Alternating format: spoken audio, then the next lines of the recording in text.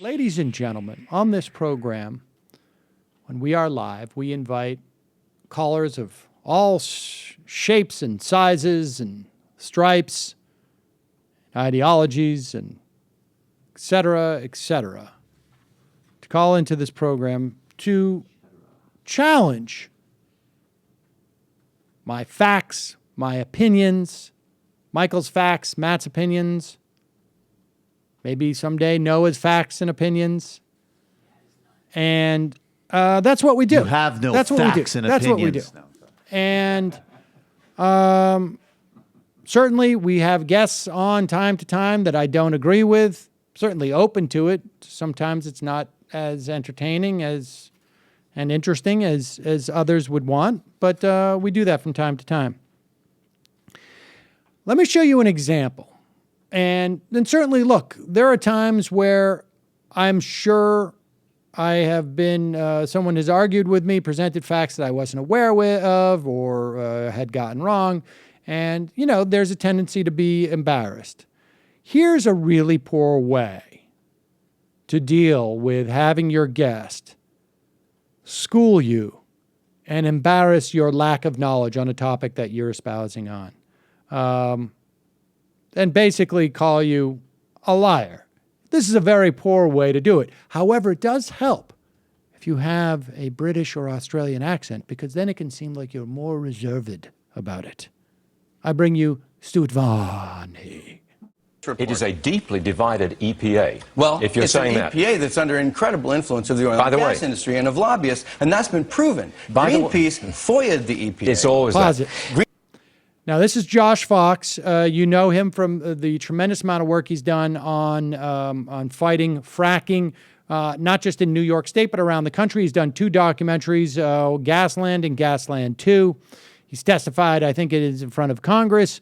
And he knows his stuff. I have to say this. As a host, there have been very few guests I've had on my program who know what they are talking about a specific topic more than Josh Fox. Stuart Varney is learning the hard way. Continue. By the way, I own property in that area. And on top of the Marcellus yourself to me Plain. said at the break that you would not frack I there. bought it 12 years ago. Yes. Way before fracking was even talked about. During and you know the what? commercial break, and you said to me that you would not frack there. Yet, why would you not frack on your own property and then prescribe it for other people Because in America? I'm in the watershed, and let me finish my story. And when I bought it 12 years ago, it was a joke in the area. This is way before fracking appeared. It was a joke in the area that if you turned the tap on, you could light the water. Listen, brother, that was way before fracking. And in fact, what? I am your neighbor. Are you I am kidding? your neighbor. Yes, I was there. I bought the EPA property 12 report years does ago. not premiere in the middle of a vacuum. There are 470 scientific reports right now, peer-reviewed, that state that fracking contaminates groundwater. That's bad for the air. It's bad for public health. I'm wrong about these... lighting the tap water before fracking ever appeared. You are absolutely I'm not, because I wrong, did it myself. Because what we're talking about... I did it myself. I do believe you are lying right now. Lying? Because the point... Yes, I do. The interview's over, young man. The interview is over. I am not lying. Okay. I did it myself. If you said to me earlier that you would not want fracking in your own neighborhood... You're out of here, it's son. irresponsible for you to say you are on air out of here. That the rest of America should frack. Don't call me a liar. Don't do that, son. Well, Don't do it. You're clearly obfuscating the truth over and over again during this segment. That's it. Thank you very much, sir. Would you please leave? It's the story everybody's talking about, not this one, another one. There you go. I got caught in a lie, and so I will pretend like I am offended that you've called me a liar. Sir, you're gone. Sir. How many people, when they buy their new house, go in and just randomly say, like, hey, I'm going to try and light the water coming out of my faucet? Well, I wonder why you would try and do that. That's the joke around here. That's what we do across the pond when we buy a new home. I'm going to put the odds of Stuart Varney hanging around the local pub with the boys, joking about lighting his water on fire at around 0.0. That's how he unwinds.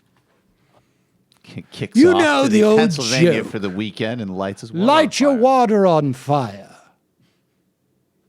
sure everybody knows that's the first thing that they do, or they did before they started to see it show up in these fracking. First thing they did. You go, and of course, it's the house version of kicking the tires.